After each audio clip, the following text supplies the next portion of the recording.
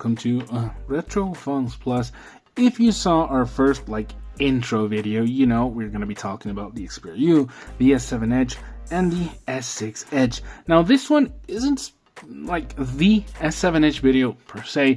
It's a video telling you guys that I'm actually able to use this as a daily driver. See, it obviously still takes a SIM card, and I have a SIM card on my phone. I do not use eSIM. So would you guys want me to do a video like that? Now, I have already used it for a bit, so I can tell you a couple of things. Battery is really bad, at least in the context of a daily driver.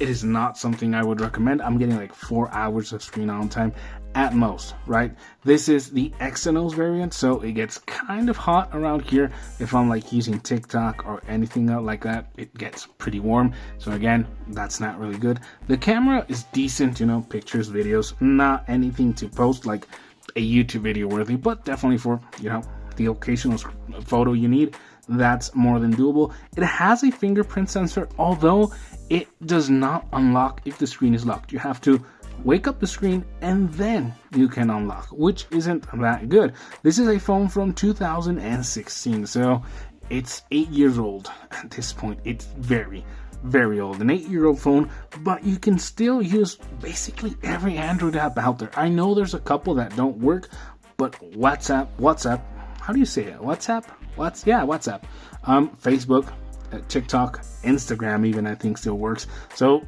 I guess for a emergency backup phone, it's decent. 15 watt fast charging, it charges in about an hour with micro USB. Sadly, I hate micro USB. If they had placed USB-C on here, way better phone. 4 gigs of RAM, 32 gigabytes internal storage, but it does have expandable storage, contrary to the S6 Edge, which did not have expandable storage. Screen is super messed up because, you can read in the description of the channel, these are phones from flea markets, from street markets, however you want to call them, or I don't know how they call them in your country. This one amounts to a total of about $10. Yeah, from purchase to fixing it up, buying the battery, stuff like that. $10, which is actually a decent price. Even with this pink line, even with that shadow display, I really don't mind it. You get used to it, you can look at it. It's an AMOLED, so it looks really good even today. It's really vibrant colors. It looks great. And with a launcher, you don't really feel that age that you would feel with TouchWiz UX, which I think was still the name for this. This guy does have a headphone jack, which is actually quite commendable, but it already has Bluetooth, so, Bluetooth headphones work perfectly with this model, no problems. It used to be IP68 water and dust resistant. Why did it used to be? Well, I've opened it up, I've made it transparent, so it is not water resistant anymore, and I did not do a very good job. As you can see there, dust has begun to get in, so I will probably take this off, clean everything, and make it an actually good seal. Yeah, I've used this. The battery, not so great. Basically, apps do run okay. This launcher, which is actually Launcher, that's the name of the launcher, works pretty good, quite flawlessly actually. You can feel a bit more modern with that, Now, if you guys want a full review, I can do it vlog style, 24 hours actually using this guy, or maybe even longer, a whole week. I don't mind at all. If I do that, well, you can just see snippets of what I do throughout the day. And yeah, that's the Galaxy S7 Edge in 2024.